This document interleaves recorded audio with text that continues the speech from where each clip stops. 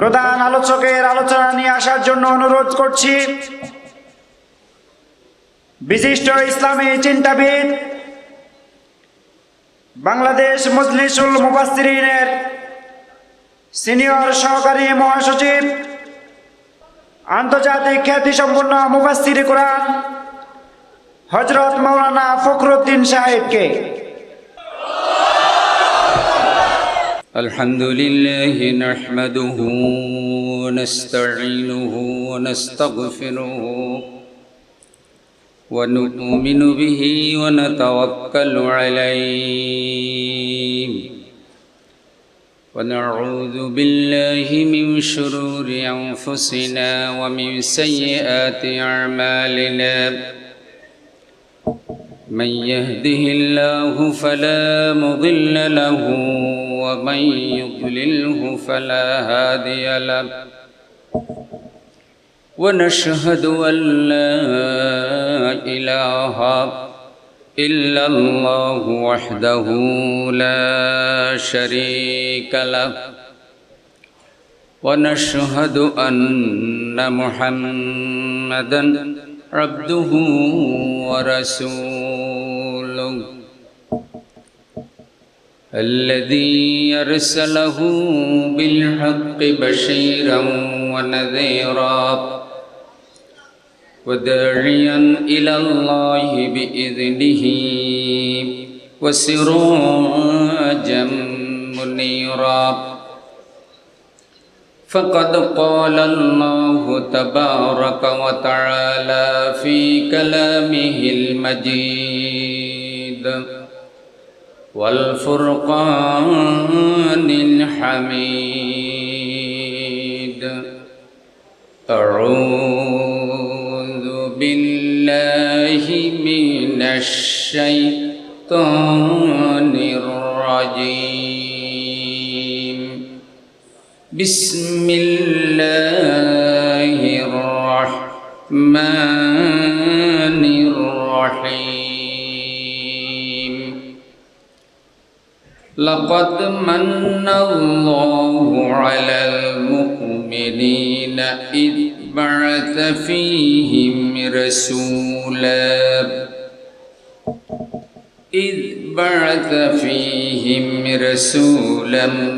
من أنفسهم يتلو عليهم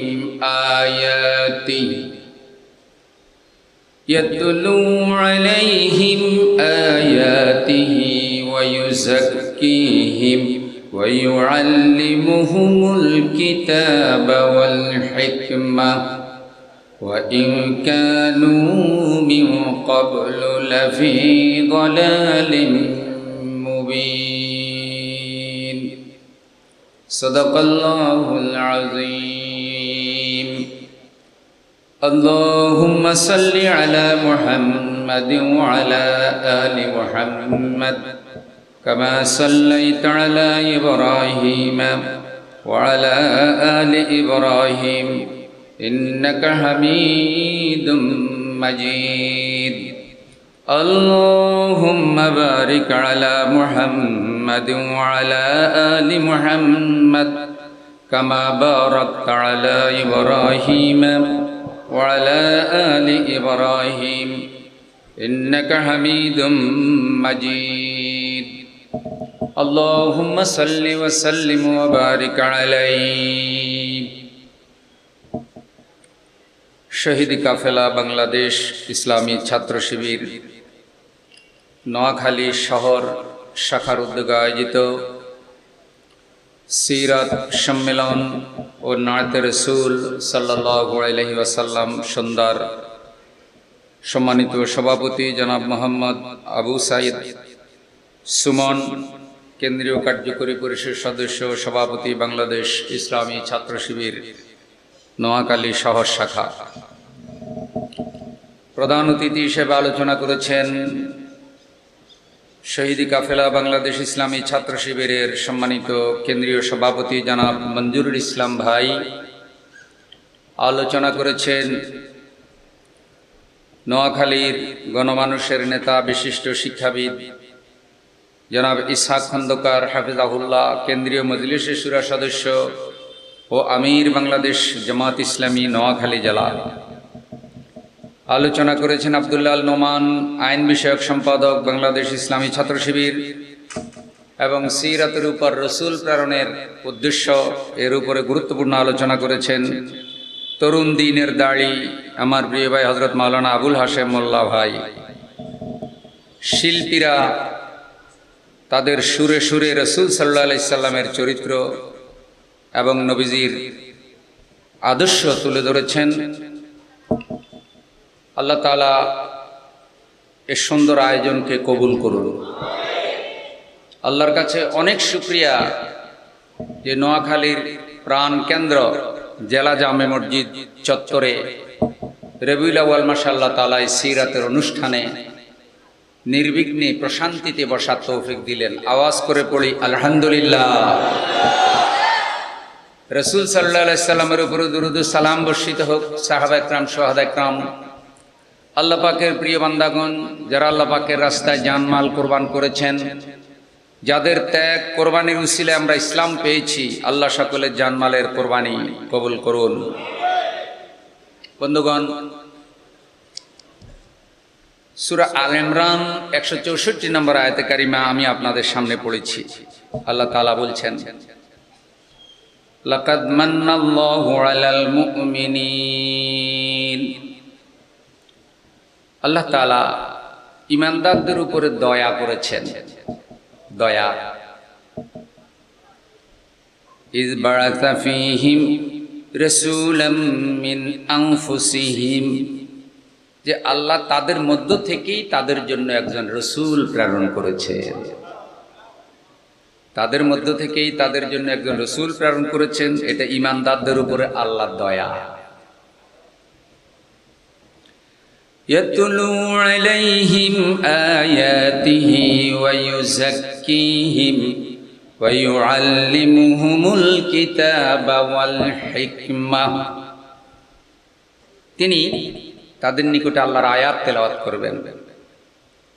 ওয়া ইউযাক্কিহিম, আল্লাহর আয়াত তেলাওয়াত করার মাধ্যমে তিনি তাদেরকে পবিত্র করবেন।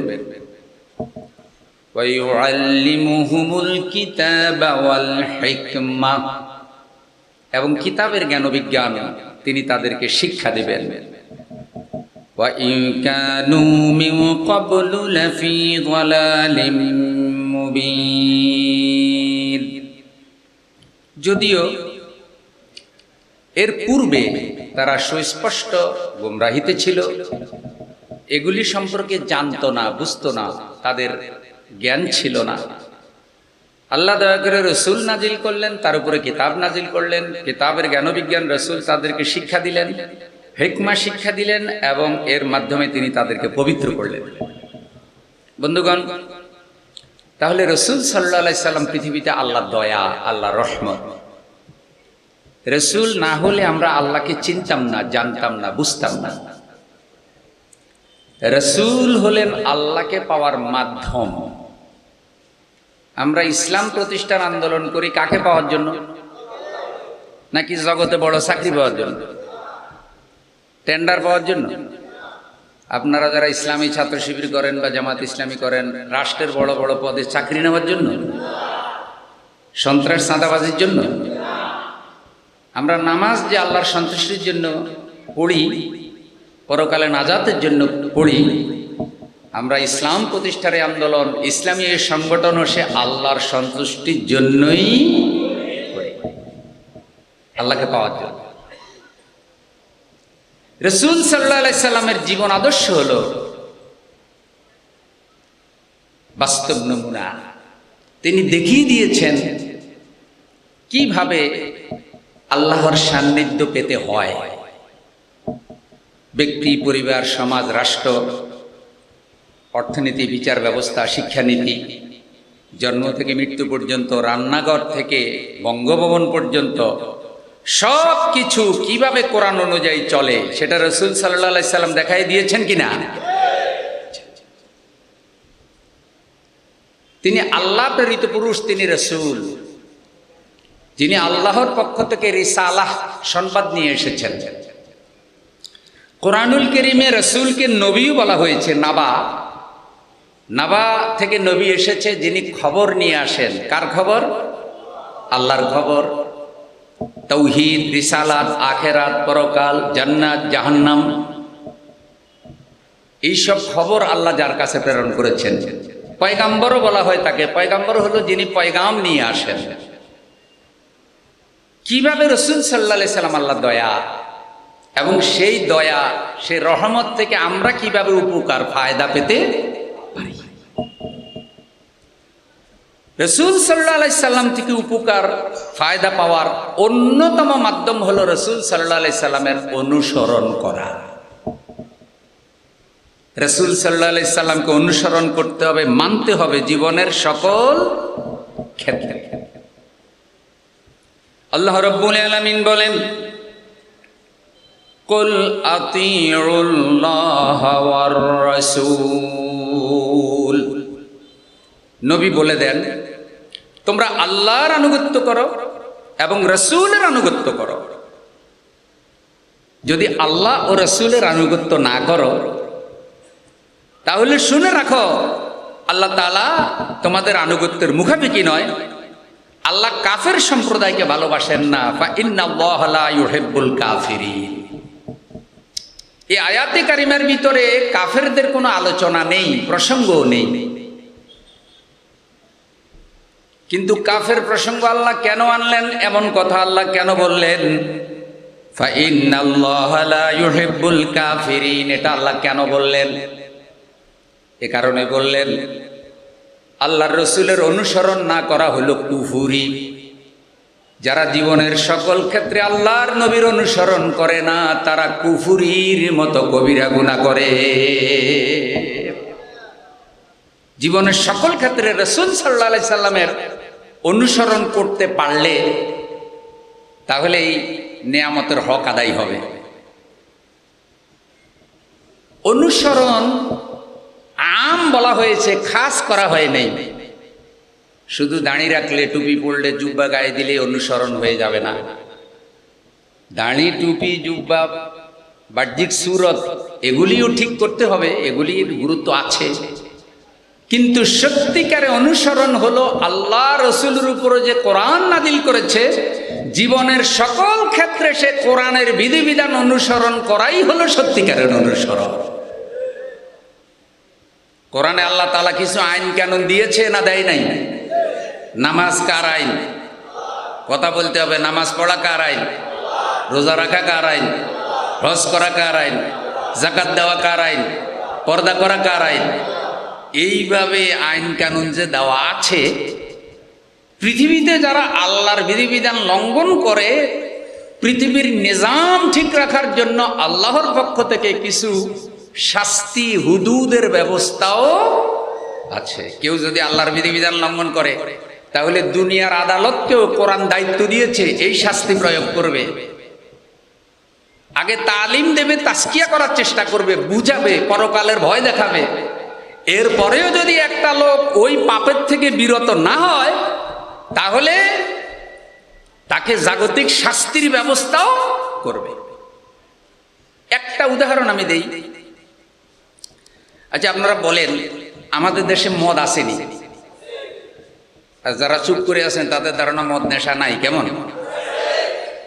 বাংলাদেশে যত মদ নেশা সব কি হিন্দুরা খায় নাকি? মুসলমানে খায়নি? আচ্ছা বলেন তো, কোরআনুল কারীমে মদ খাওয়া কি হালাল না হারাম? সূরা মায়দার মধ্যে আল্লাহ বলেন, ইয়া আইয়ুহাল্লাযীনা আমানু ইন্নামাল খামরু ওয়াল মাইসিরু ওয়াল আনসাবু ওয়াল আজলামু রিজসুম মিন আমালিশ শাইতান। ওহি ঈমানওয়ালারা, মদ, জুয়া, প্রতিমার বেদী, ভাগ্য গণনা এগুলি শয়তানের কাজ। ফাজতানিবুহু লাআল্লাকুম তুফলিহুন। মদ খাওয়া ছেড়ে দাও, জুয়া খেলা বন্ধ করো, প্রতিমা, ভাগ্য গণনাকারী তীর, ভাগ্য গণনা করা এগুলি বন্ধ করো।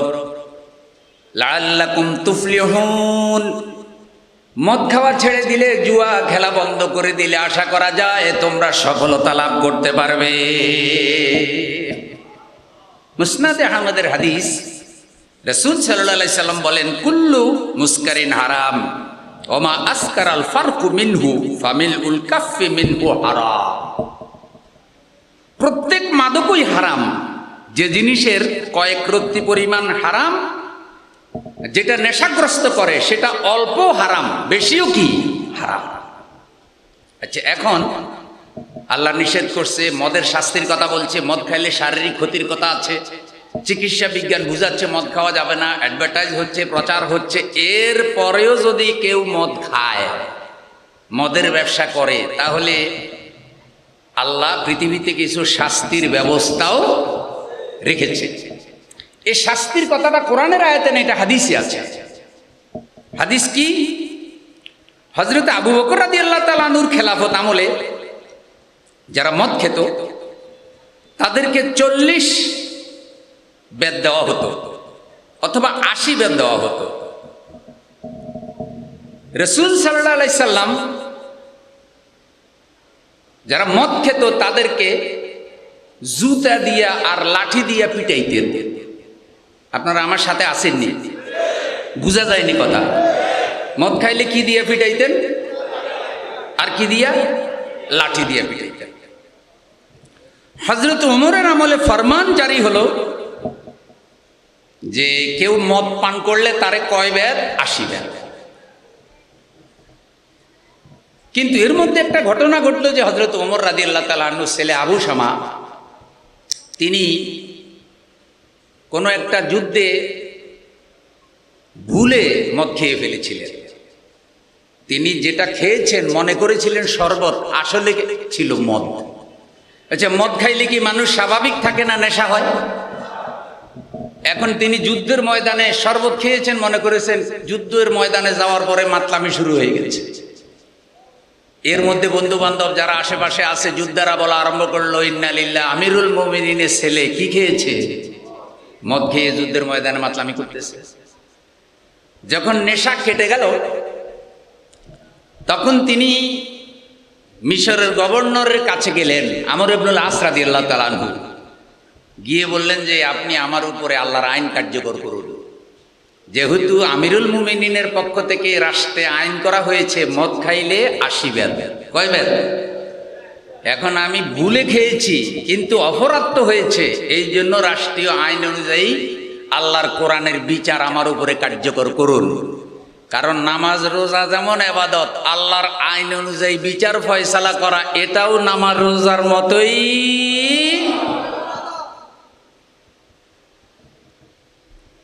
আমর ইবনুল আস রাদিয়াল্লাহু তাআলা আনহু চিন্তা করলেন, হযরত ওমর রাদিয়াল্লাহু তাআলা আনহু ছেলে এত মর্যাদাবান সাহাবী, যার ব্যাপারে রাসূল সাল্লাল্লাহু আলাইহি সাল্লাম বলেছেন আমার পরে যদি নবুয়তের দরজা খোলা থাকতো, আল্লাহ রাব্বুল আলামিন হযরত ওমর রাদিয়াল্লাহু তাআলা আনহুকে জগতের জন্য নবী বানাইয়া দিতেন। হযরত ওমর রাদিয়াল্লাহু তাআলা আনহু শাসন আমলে অর্ধেকটা পৃথিবী ইসলামী খেলাফত দখল করে ফেলেছিল। অর্ধেকটা পৃথিবী হযরত ওমর রাদিয়াল্লাহু তাআলা আনহু আল্লাহর কোরআন দিয়ে পরিচালনা করেছে। আপনারা আমারে বলেন, ওমর রাদিয়াল্লাহু তাআলা আনহুর মতো ব্যক্তি যদি অর্ধেকটা পৃথিবী কোরআন দিয়ে পরিচালনা করতে পারে, 90% বেশি মুসলমানের বাংলাদেশ, যা মাত্র 55,000 বর্গ মাইল, সেটা কেন কোরআন দিয়ে পরিচালনা করা যাবে না? সত্যিকারে আশিকে রাসূল যদি হতে হয়, সত্যিকারে সুন্নি যদি হতে হয়, সত্যিকারে রাসূলকে যদি ভালোবাসতে চাই, সত্যিকারে মিলাদুন নবী সিরাতুন নবীকে যদি মহব্বত করি, তাহলে সকল দল, সকল পীর, সকল খানকা থেকে ইসলামের আলোকে বাংলাদেশ পরিচালনার আওয়াজ উঠতে হবে। তা না হলে সিরাতের হক, মিলাদের হক আদায় হবে। রবিউল আউয়াল মাস আসলে ইয়া নবী সালাম আলাইকা, তুম পে লাখো সালাম মারহাবা, জিলাপি খাবা। কি খাবা? মনে করছে আল্লাহ এত মিলাদ করলাম, এত জিলাপি খাইলাম, আর কি রসুলের হক বাকি আছে? না। তো দেখেন আমর ইবনুল আস রাদিয়াল্লাহু তাআলা আনহু চিন্তা করলেন তাকে প্রকাশ্য বেত্রাঘাত করলে হযরত ওমরের অসম্মান হবে, আল্লাহর আইন কার্যকরী করা দরকার। তিনি তাকে পার্সোনাল কামরায় ডেকে নিলেন, ডেকে নিয়ে গনে গনে 80টা বেত দিলেন হযরত ওমরের ছেলের পিঠে। আল্লাহু আকবার বলবেন না?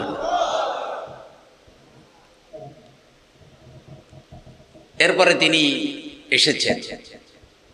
মদিনায় আসার পরে তার বাবার কাছে খবর এসে গেছে। তিনি ডাকলেন, বাবা আপনি নাকি যুদ্ধের ময়দানে মদ পান করেছেন, আল্লাহর আইন অনুযায়ী তো আপনার বিচার হতে হবে।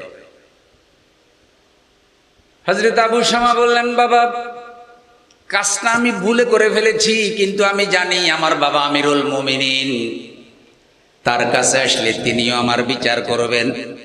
সুতরাং আমি মিশর থেকে বিচার ছাড়া আসি নাই। মিশর থেকে আপনার কাছে ফিরে আসার আগে আমি আমার আল্লাহর কোরআনের আইন আমার পিঠে গ্রহণ করেছি। কোরআনের বিচার আমি গ্রহণ করছি, তারপরে আসছি। হযরত ওমর রাদিয়াল্লাহু তাআলা আনহু শুনলেন এবং খুশি হইলেন। হযরতে আবু শামা কাপড় উঠে দেখাইলেন যে পিঠের মধ্যে বেতের দাগও আছে। হযরত ওমর জানতে চাইলেন, বাবা আপনার উপরে যে আল্লাহর আইন কার্যকর করা হয়েছে ওখানে কোনো সাক্ষী আছে কিনা?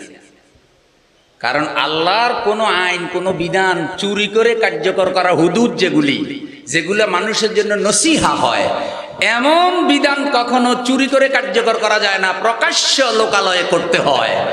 এই হুকুমটাও কার? জেনার শাস্তি, চোরের হাত কাটা, এগুলি কি গোপনে না প্রকাশ্য? প্রকাশ্য। তিনি বললেন, না কোনো সাক্ষী তো নাই।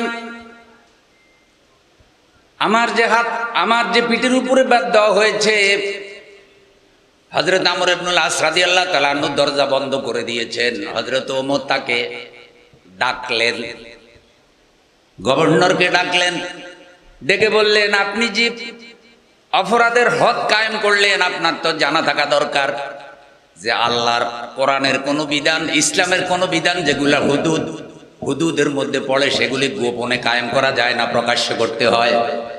আপনি নাকি আমার ছেলের বিচার করেছেন, সে মদ খাওয়ার পরে 80 বেত দিয়েছেন, কিন্তু গোপনে কেন দিলেন, প্রকাশ্য কেন দিলেন? মিশরের গভর্নর বললেন, আমিরুল মুমিনিন, এর আগে আমি যত হদ কায়েম করেছি প্রত্যেকটা আমি প্রকাশ্য করেছি, কিন্তু আপনার ছেলে যখন আমার কাছে গিয়ে স্বীকার করলো আমি মদ খেয়ে ফেলেছি, আমি চিন্তা করলাম হযরত ওমর রাদিয়াল্লাহু তাআলা আনহুর সন্তান, তিনি আমিরুল মুমিনিন, মানুষের সামনে যদি তাকে বেত্রাঘাত করে 80টা বেত দেই, মানুষ জানবে যে হযরত ওমরের ছেলে মদ পান করেছে, মদ খাওয়ার কারণে তার বিচার হয়েছে। এতে আপনার অমর্যাদা হবে, এতে আপনার অকল্যাণ হবে। আপনার সম্মান রক্ষা করার জন্য আমি কাজটা করেছি, আমি খারাপ কোনো উদ্দেশ্য করি নাই, আর একটা বেত আমি কমও দেই নাই, আমার দিলের মধ্যে খারাপ কোনো নিয়ত ছিল না। আমি চিন্তা করেছি আল্লাহর রসুলের খলিফা হযরত ওমরের সন্তান, তার মর্যাদাটাও রক্ষা হোক, আল্লাহর আইনও কায়েম হোক। হযরত ওমর বললেন, ওহে মিশরের গভর্নর, আপনার তো এটা জানা থাকার কথা, যারা অপরাধ করে তারা কি আমিরুল মুমিনিনের ছেলে নাকি সাধারণ লোকের ছেলে নাকি ফকিরের ছেলে, তাদের পিতৃ পরিচয় বিবেচনা করা হয় না। সে কি আমিরের ছেলে নাকি ফকিরের ছেলে নাকি বাদশার ছেলে নাকি নেতার ছেলে নাকি পীরের ছেলে নাকি মুহাদ্দিসের ছেলে, এটা বিবেচনা করা হয় না। অপরাধীর পরিচয়, সে অপরাধী, সে যেই হোক না কেন সে অপরাধী। হযরত ওমর বললেন, আল্লাহর যে বিধান রাসূল যেভাবে কায়েম করেছেন, আপনি নতুন পদ্ধতি কেন আবিষ্কার করলেন, গোপনে কেন করলেন? আপনার বিচার বাতিল, বিচার আবারও হবে। হযরত আবু শামাকে নতুন করে মানুষের সামনে আবার বাদ দেওয়া হলো। এ কাহিনী আপনাদেরকে মজা দেওয়ার জন্য শোনানো হচ্ছে না। আপনারা কি লক্ষ্য করেছেন খলিফাদের নিকটে আল্লাহর আইনের গুরুত্ব কতটা ছিল? আমাদের বাংলাদেশে এখন মদের ব্যবসা আসেনি? মদের ব্যবসা করে বড় লোক হয়ে গেছে। এই বাংলাদেশের বড় বড় শহরে মদের ব্যবসা দিয়ে বিল্ডিং বানাইছে, সেই ভাড়ার টাকা দিয়ে হজেও চলে গেছে। মদখোর গেছে কোথায়?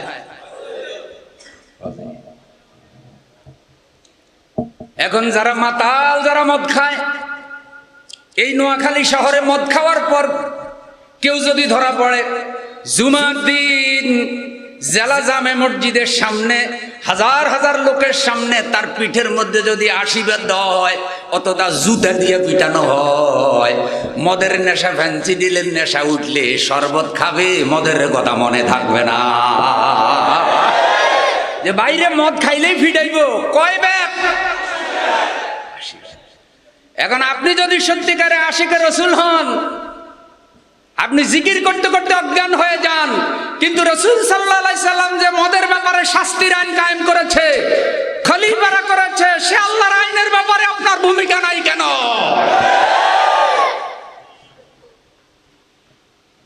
এইখানে হইলে আর আশিকে রসুল পাওয়া।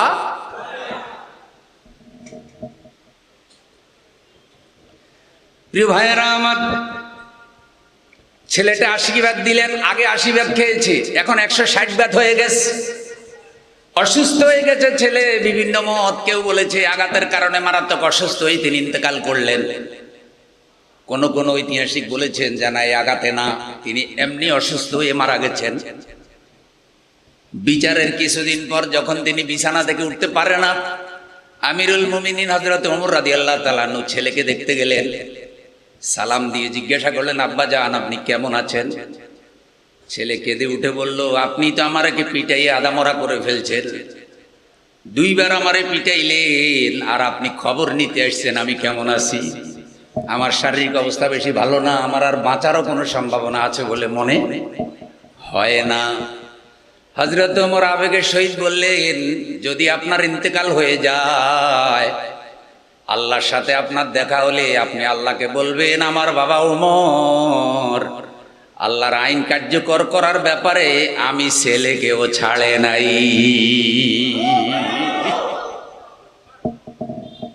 আমি ছেলে হিসেবে আল্লাহর আইন থেকে ছাড় পাই নাই। আর আজকে হাজার হাজার লোকে মদ খায়। খুলে দেওয়া হয়েছে সীমান্ত, ফ্যান্সি ডিলের বোতল ঢুকে, মায়ানমার থেকে ইয়াবা আসে, ইউনিভার্সিটি কলেজের বহু ছাত্রছাত্রী মদের নেশার সাথে জড়িত হয়। এমন এমন বস্তুবাদী ছাত্র সংগঠনের নেতা নেত্রীরাও আছে যারা রাত্রিবেলায় মদ খাইয়া মাতলামি করে। রাসূল সাল্লাল্লাহু আলাইহি সাল্লামের তালিম তাজকিয়া আর আল্লাহর কোরআনের শাসন যদি থাকতো, তাহলে মদ এই সমাজে থাকার কথা। দ্বিতীয় কথাটা বলতে চাই ভাই, মানুষ মেরে ফেলা, অবৈধ হত্যা, অন্যায় হত্যা আমাদের সমাজে আসেনি? এই ব্যাপারে আল্লাহ তাআলা কি বলেন? কোরআনে বলেছেন, কোন ব্যক্তি যদি একটা নিরপরাধ মানুষকে হত্যা করে, বলেন তো কয়জনকে? একটু কথা জোরে কর না, কয়জন?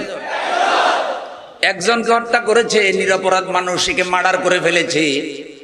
আল্লাহ বলছে সে যেন সারা দুনিয়ার সব মানুষকে খুন করার গুনাহ কামাইল।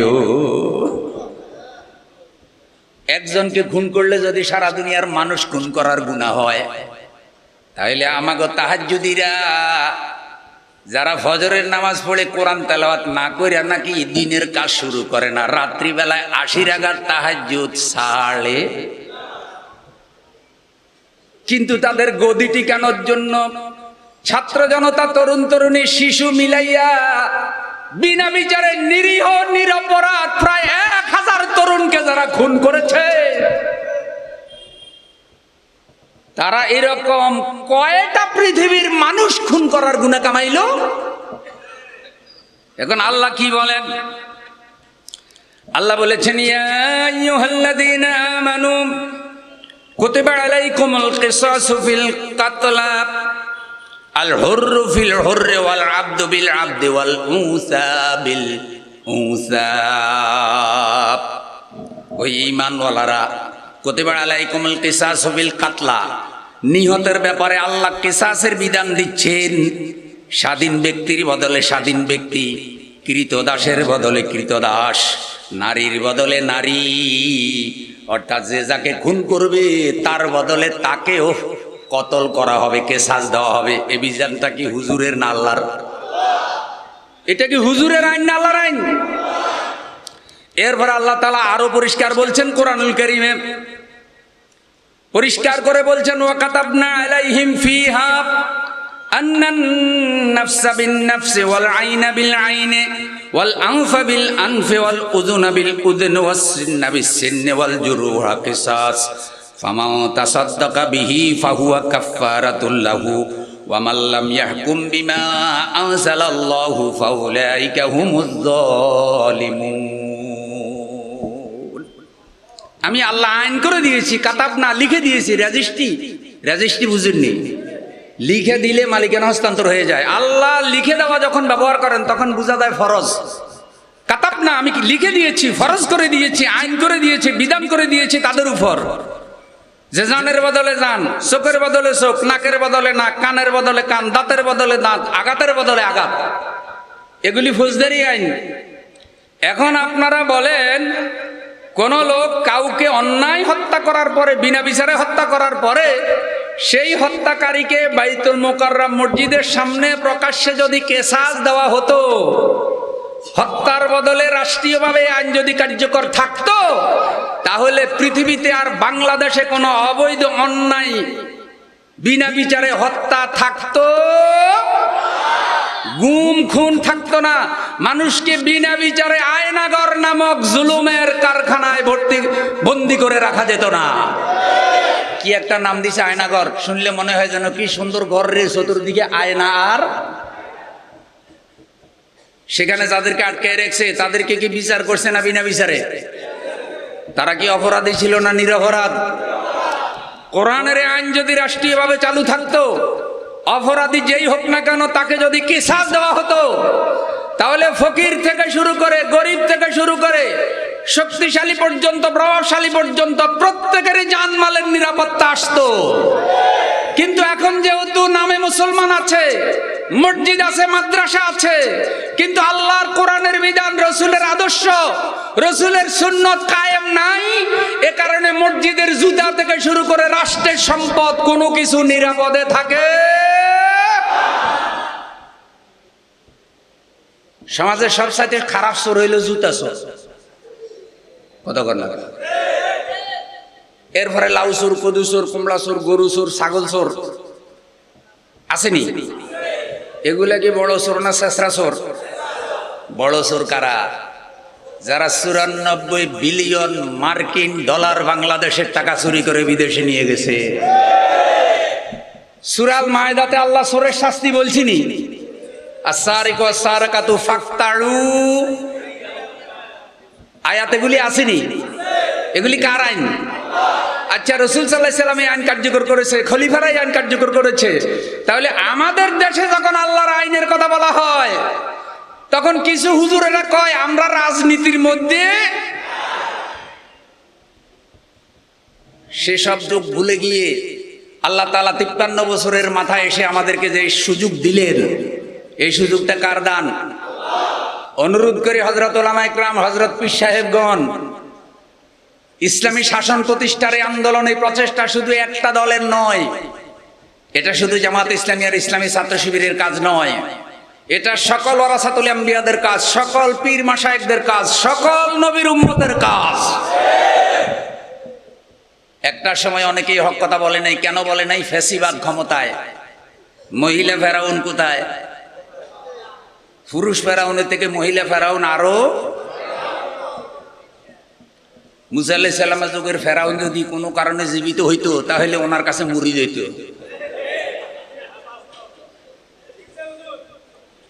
যে তুমি আমারে মুরিদ বানাও।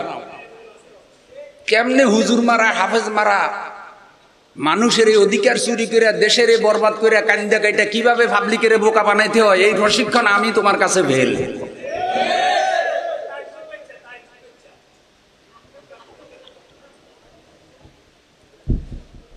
প্রিয় বন্ধুগণ, তাহলে আপনারা লক্ষ্য করছেন পীর মাশায়েখ বুজুর্গ ভাইরা বিপদ মুসিবত থেকে অনেকে হক কথা বলে নাই। কিছুটা বিপদ মুসিবত এখন কেটে গেছে কিনা? যদি এখনো হক কথা না বলেন, এখনো কোরআনের আইনের পক্ষে কথা না বলেন, এখনো জুলুম অত্যাচারের বিরুদ্ধে কথা না বলেন, আপনার এই হেকমত কোনো হেকমত না। যাদের ফলোয়ার বেশি, যারা কথা বললে লক্ষ লক্ষ মানুষ শুনে, যারা কথা বললে হাজার হাজার তরুণ যাদের কথা প্রচার করে অনলাইনে অফলাইনে, এসব শায়েখগণ, এসব স্কলারগণ সবাই মিলে এখন আল্লাহর কোরআনের শাসন কায়েমের পক্ষে ভূমিকা রাখা উচিত। মনে রাখবেন, এখনো যদি আপনারা আল্লাহর আইনের পক্ষে কথা না বলেন, তাহলে আপনারা মুনাফিক হিসাবে চিহ্নিত হবে। কথাটা কোনো বেশি কঠিন হয়ে গেল?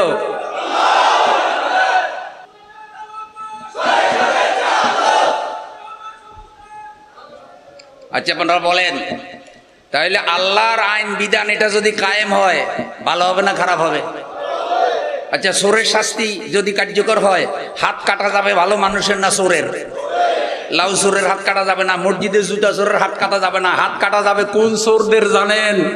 ওই যারা 94 বিলিয়ন মার্কিন ডলার চুরি করে নিয়ে গেছে। ওরা চিন্তা করেছে কোরআনের আইন যদি প্রতিষ্ঠিত হয়, আমাদের কারো হাত থাকার সম্ভাবনা।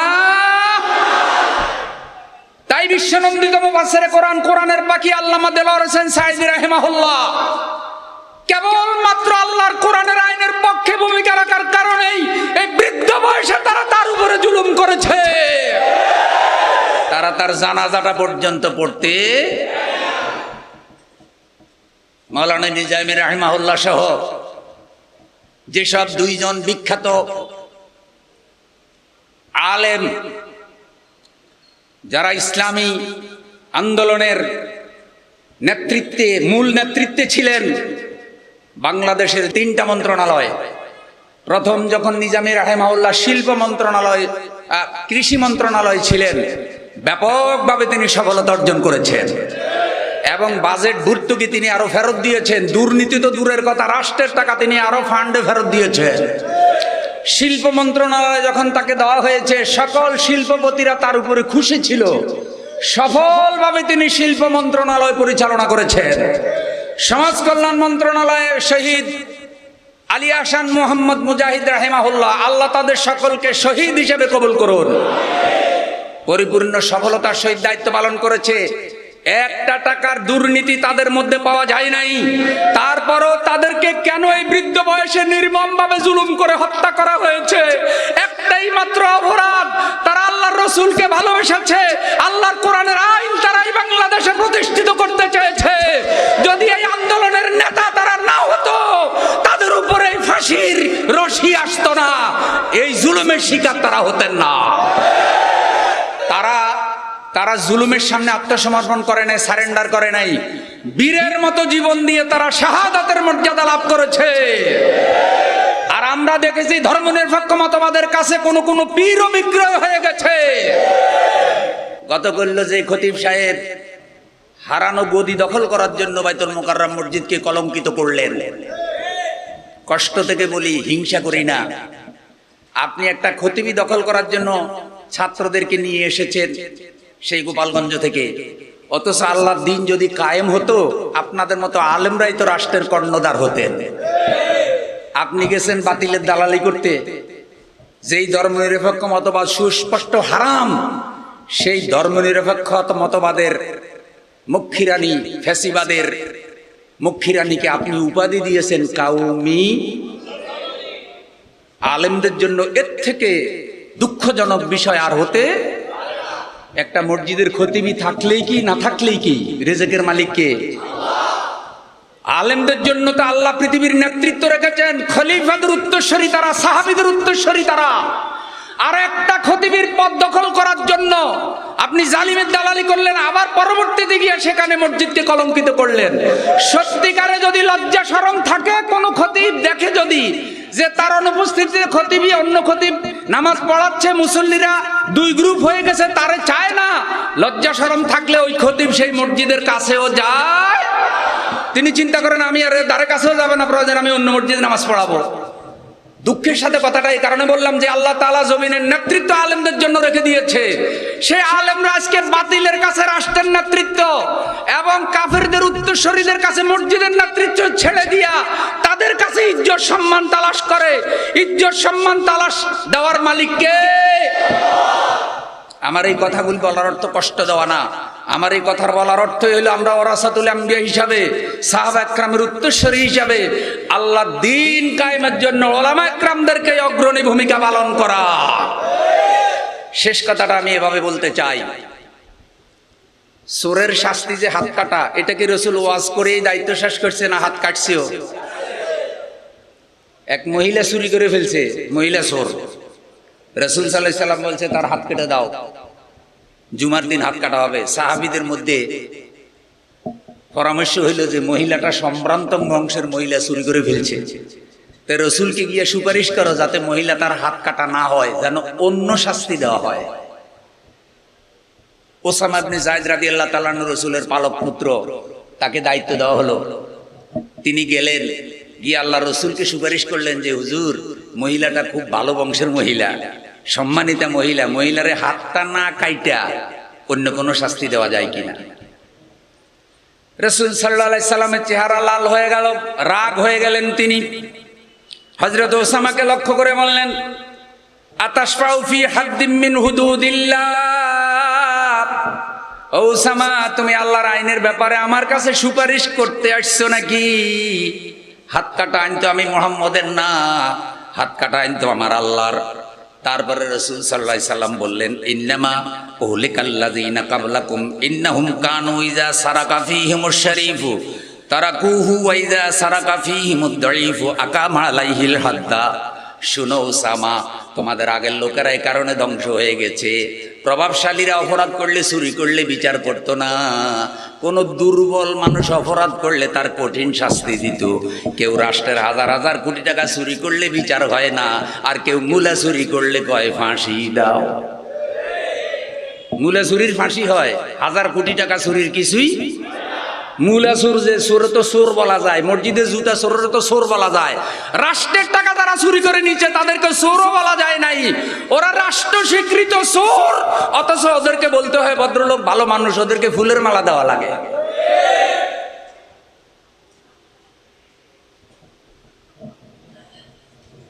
খারাপ লাগছে নি কেন? তো রাসূল তখন কি বললেন, এই কথাটাই আমার পয়েন্ট, আজকের কথা শেষ।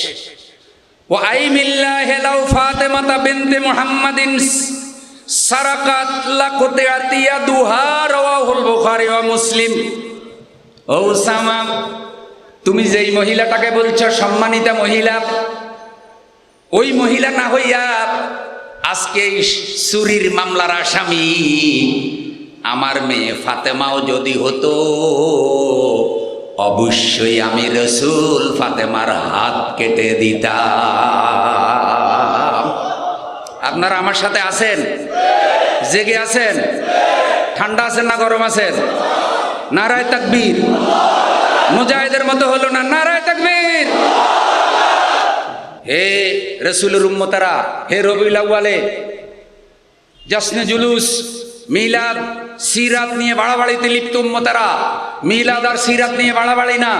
রাসূল কি মাটির তৈরি না আগুনের তৈরি, এটা নিয়ে আর কোনো ভেদাভেদ নয়। রাসূল কি ইন্তেকাল করেছেন নাকি এখনো পৃথিবীতে দৈহিকভাবে জীবিত আছেন, এটা নিয়ে ইন্তেকাল নয়।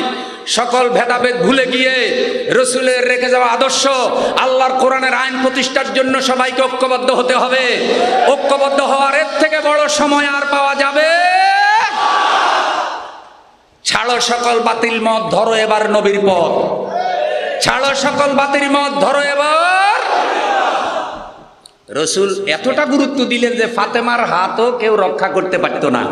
তাহলে আপনারা কি চিন্তা করেছেন হাত কাটা আইনের গুরুত্ব কত বেশি?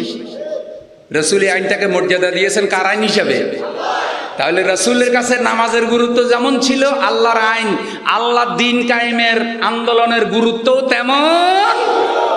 এখন আমাদের কাছে নামাজের গুরুত্ব আছে, আমরা তাহাজ্জুদি, আমরা কোরআন খতম করি, আমরা মাথায় পট্টি বাঁধি, কিন্তু আল্লাহর আইনের কথা বললে আমরা ফেরাউনের মতো হিট করি।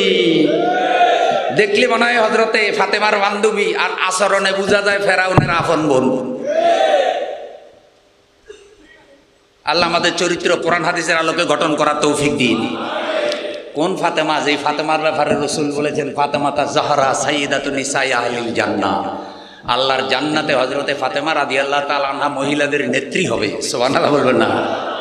কোন ফাতেমা? যার সন্তানের ব্যাপারে আমাদের প্রিয় রাসূল বলেছেন আল হাসান ওয়াল হুসাইন সাইয়্যিদা শাবাবে আহলিল। হাসান হুসাইন জান্নাতে যুবকদের নেতা হবে, এমন সন্তানের মা, এমন রাসূলের কন্যা যে মহিলাদের নেত্রী হবে, এমন ব্যক্তির স্ত্রী যিনি হযরত আলী রাদিয়াল্লাহু তাআলা আনহু মুসলিম জাহানের খলিফা। আল্লাহ রসুল বলছে এই ব্যক্তিও যদি চুরি করে তাহলে আমি রসুল বিচারক হইয়া তার কি কেটে দেব? তাইলে আমাগো চোরেগুলো আবার চোরে কি সুন্দর করে কয় আমার সোনার বাংলা, আমি তোমায় ভালোবাসি। চোরের আবার ভালোবাসা, লোকেরা বলে যে চোরের নাকি শ্বশুর বাড়ি নেই। এ যাদের জামাই চোর, শ্বশুর বাড়ি ওলারা সাবধান। যেই রাষ্ট্রের নেতারা চোর, সেই রাষ্ট্রের সম্পদে বরকত। আপনারা এতদিন উন্নয়নের গল্প শুনেছেন, এখন দেখতেছেন যে এই পরিমাণ চুরি দেশে হয়েছে, এই দেশকে 1000 বার বিক্রয় করলেও চুরির মূল্যের সমান হবে। এখন সতর্কতা বলি, একটা পরিবর্তন হয়েছে, কিন্তু এখনো স্থিতিশীলতা। সেই ফেরাউনের উত্তরসূরিরা এখনো অস্থিতিশীল করার ষড়যন্ত্রে লিপ্ত। ইতিমধ্যেই সেনাবাহিনী দেশের পরিবেশ ঠিক করার জন্য ম্যাজিস্ট্রেসি পাওয়ার যেটা এটা নিয়েছে। আমরা পরামর্শ দেব যাতে এই পাওয়ার এই 17 বছর পর্যন্ত যারা মজলুম ছিল তাদের উপরে প্রয়োগ করা না হয়, এই আইনের যেন অপপ্রয়োগ না হয়। আপনাদেরকে সতর্ক সাবধান থাকতে হবে, সবাইকে মহব্বতের সহিত এক জায়গায় রাখতে হবে, আর কোন ষড়যন্ত্র হলে প্রতিবাদী ভূমিকা নিয়ে ময়দানে হাজিরা দিতে হবে।